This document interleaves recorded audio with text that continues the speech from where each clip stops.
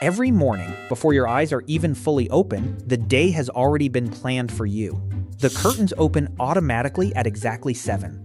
Breakfast is already waiting downstairs, prepared by a private chef who knows your favorite meal better than you do. Your calendar has been approved by assistants, security personnel, tutors, and family office managers before you even see it. You don't decide where you're going today. You don't decide who you'll meet, what car you'll ride in, or even which entrance you'll use. From the outside, it looks like the perfect life. A mansion larger than most luxury hotels.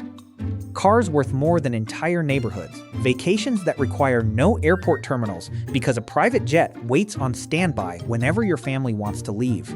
Social media calls this living the dream. People spend their entire lives imagining what it would feel like to wake up with unlimited money. They think every problem disappears the moment your bank account gains enough zeros. And yet, as strange as it sounds, you can't remember the last time you made a truly ordinary decision. Before you could ever want something, someone had already bought it. Before you could ask for help, a team of professionals had already solved the problem. Before you could even experience disappointment, your world had been carefully designed to prevent it. Growing up, you never learned the excitement of saving money for something special because there was never anything to save for. You never learned the patience of waiting because everything arrived immediately. Ironically, when every wish is granted before it's even spoken, wishing itself begins to disappear. That's the first thing nobody tells you about growing up as a billionaire's child. When nothing is scarce, even happiness starts losing its value. The world thinks billionaires spend their days buying yachts, throwing extravagant parties, and swimming in endless luxury, but that's mostly entertainment. In reality, the wealthiest families on Earth often operate more like multinational corporations than households. Behind every mansion are lawyers, accountants, tax specialists, investment managers, estate planners, security consultants, and executives whose only job is to protect and grow the family's fortune. Long before you understand multiplication, conversations around the dinner table revolve around acquisitions, interest rates, private equity, succession planning, global markets, and billion-dollar negotiations. Your surname isn't just your name. It is a global brand worth more than entire companies. Every public appearance matters. Every photograph matters. Every friendship matters. Every mistake matters. While other children are told they can become anything they want, you quietly realize that your future was decided long before you were born. One day, someone will hand you responsibility for an empire employing tens of thousands of people. Investors will expect competence. Employees will depend on your decisions. Entire communities may rely on businesses carrying your family name. Suddenly, the money everyone envies no longer feels like a reward. It feels like a responsibility so enormous that it follows you into every room you enter. At school, people don't see you, they see your last name. Some classmates desperately want to be your friend before they've even learned your favorite color. Others quietly resent you without knowing a single thing about your personality.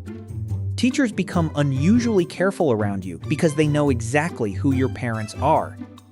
Invitations arrive not because you're interesting, but because your family's influence opens doors that remain closed for everyone else. It takes years before you begin asking yourself a painful question.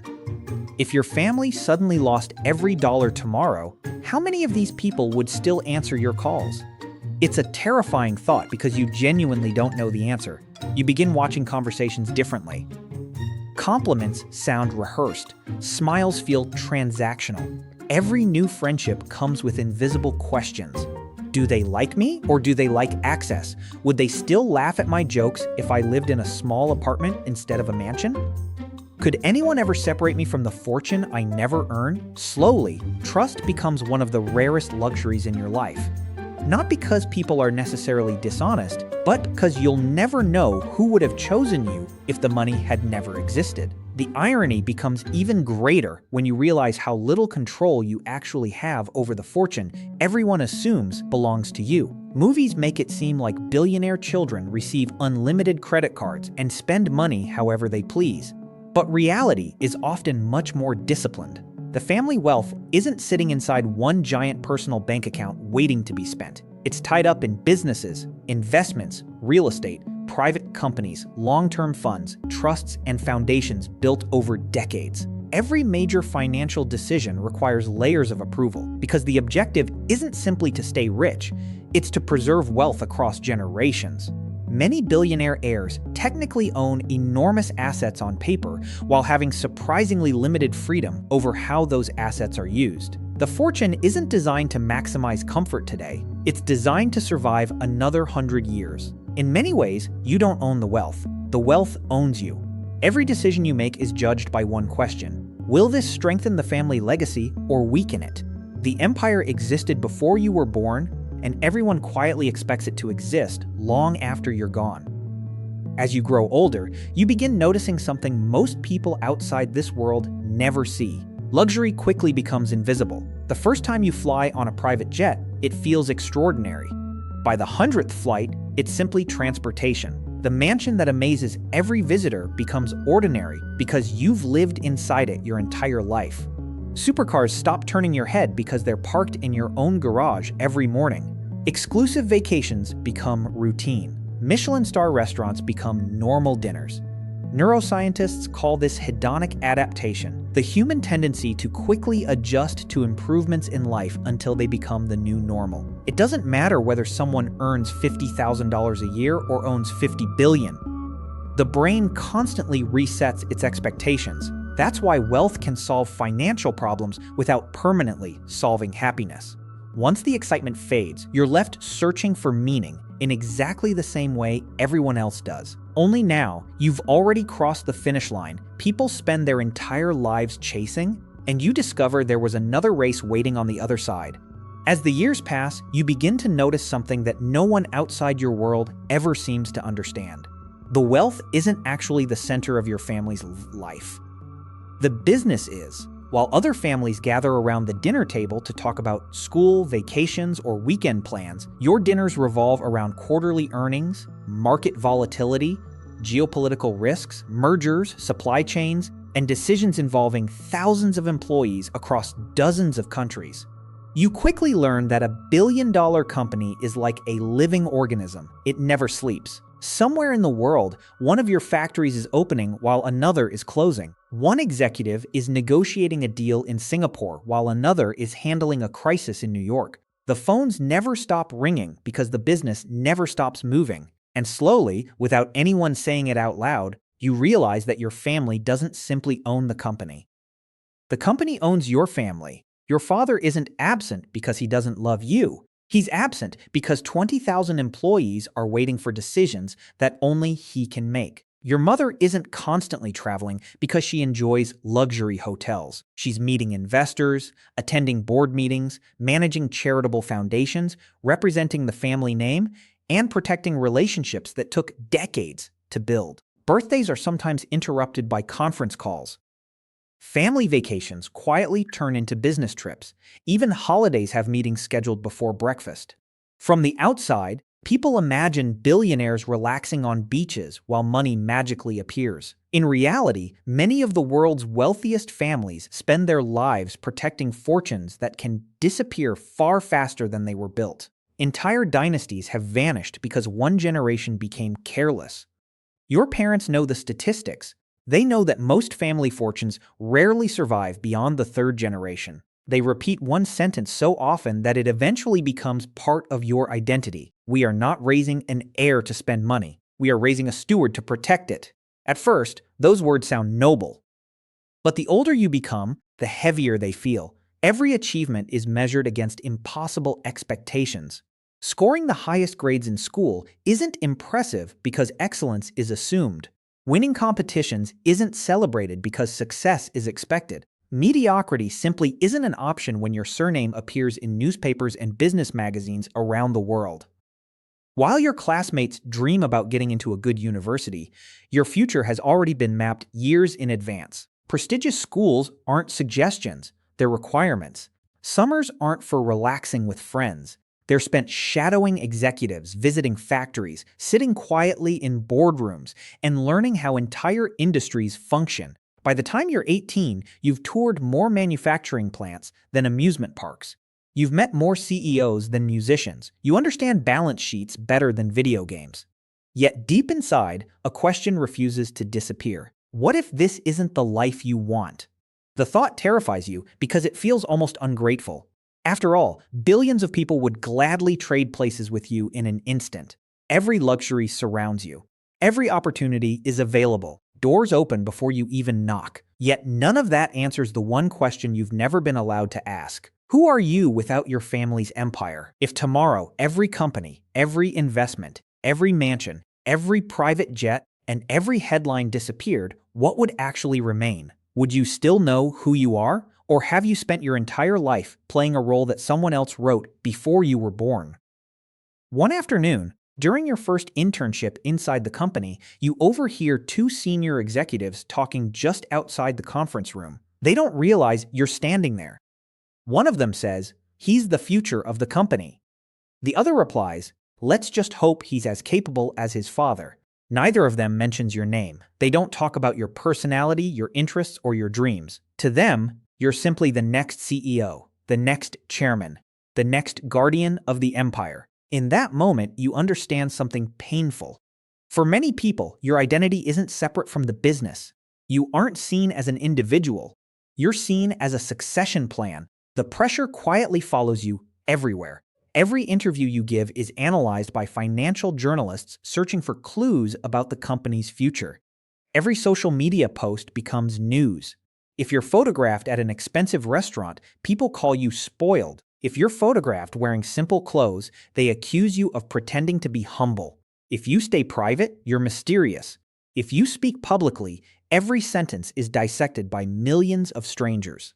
The internet creates opinions about you long before anyone has ever spoken to you. Complete strangers decide what kind of person you must be simply because of the family you were born into.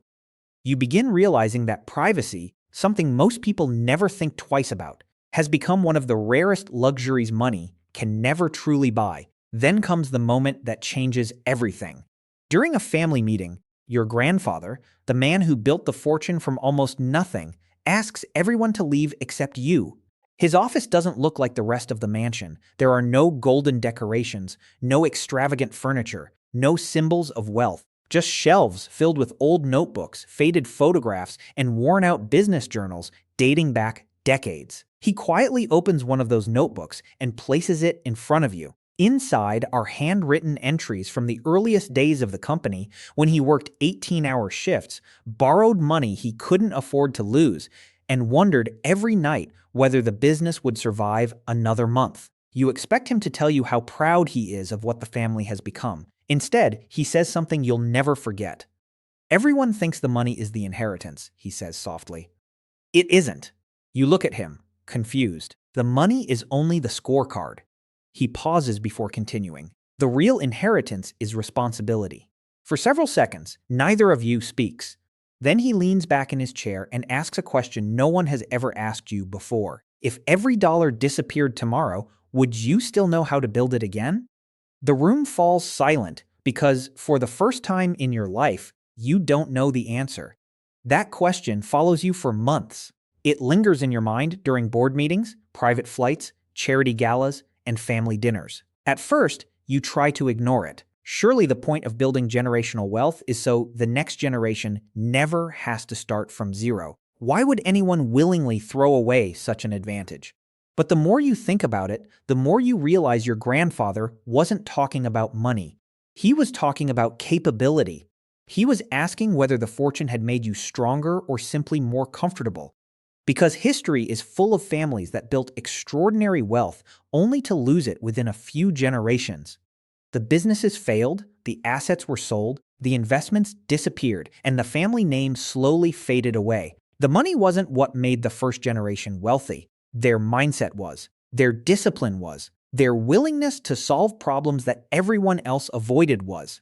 Somewhere along the way, many heirs inherited the fortune but never inherited the habits that created it. So, for the first time in your life, you decide to do something unusual. You ask your family to let you spend a year away from the company. No assistance, no reserved boardroom seat, no introductions based on your last name. You want to see what the world looks like without the invisible safety net that has surrounded you since birth. At first, everyone thinks you're joking. Some executives quietly worry it will damage the family's image. A few relatives call it irresponsible, but your grandfather simply smiles. Good, he says. Go find out whether people respect your surname or your character. You move into a modest apartment in a city where almost no one recognizes you. For the first time, you grocery shop with a budget. You wait in line. You take public transportation. You apply for work without mentioning your family. Some employers reject you. Others never call back. You experience something completely ordinary that somehow feels extraordinary, being treated exactly like everyone else. At first, it's frustrating. Then, it becomes strangely liberating. Nobody expects you to save an empire. Nobody asks about quarterly earnings. Nobody assumes you're the richest person in the room. Conversations become simpler. Friendships form naturally. People laugh with you instead of around your status. And one evening, while eating inexpensive takeout with coworkers after a long day, you realize you're smiling harder than you have in years.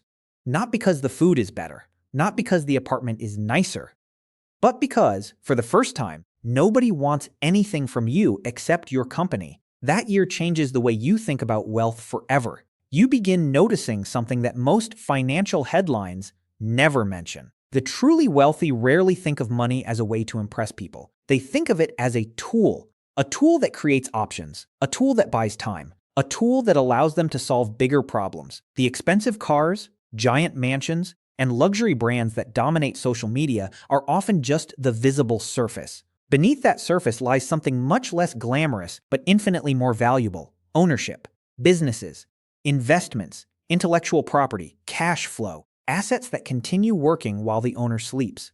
You finally understand why your grandfather always said the money was only the scorecard, because the score wasn't measured in dollars. It was measured in value created, risks managed, and opportunities built. When your year ends, you return home, not because you have to, but because you choose to. This time, everything feels different. The mansion hasn't changed. The private jets haven't changed. The billion-dollar company hasn't changed. The only thing that has changed is you. You no longer see yourself as someone born into unlimited wealth. You see yourself as someone temporarily responsible for something much larger than yourself. An empire isn't meant to be consumed. It's meant to be strengthened before it's passed on. You begin asking different questions in meetings. Instead of, how much profit can we make this quarter? You ask, how do we make this company stronger 20 years from now? Instead of chasing headlines, you focus on building businesses that outlive trends. Instead of trying to protect the fortune, you try to deserve it. And that's the lesson most people miss when they imagine what life as a billionaire's child must be like. Yes, money removes countless financial worries. It can buy safety, education, healthcare, opportunities, and experiences that most people will never have. But it also magnifies responsibility. Every generation faces the same choice: become the person who spends the fortune or become the person who grows it. One path is easy. The other demands patience, humility, and constant learning. Wealth doesn't erase pressure. It changes the kind of pressure you carry. If there's one takeaway from this story, it's this. Whether you inherit $1 billion or start with nothing, the principles that create lasting wealth remain surprisingly similar. Live below your means. Invest consistently. Own productive assets instead of constantly buying liabilities. Think in decades instead of days. Protect your reputation. Keep learning. Build skills that can't be taken away. And remember that money is a wonderful servant but a terrible master. If your identity depends entirely on your bank balance, you'll never feel secure because there will always be someone richer. But if your identity comes from your character, your knowledge, and your ability to create value, then no market crash, recession, or setback can truly bankrupt you.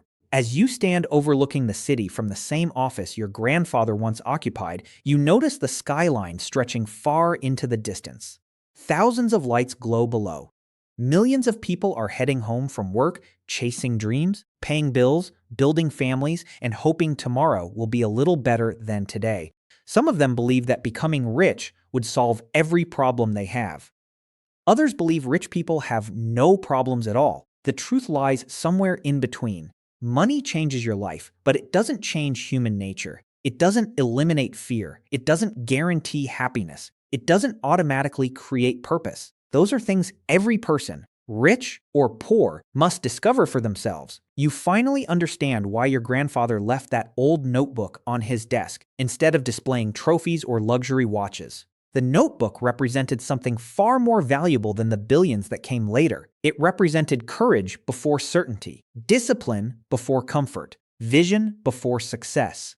Those were the real assets that built the empire. The billions were never the inheritance, the mindset was. And unlike money, that's something anyone can choose to build.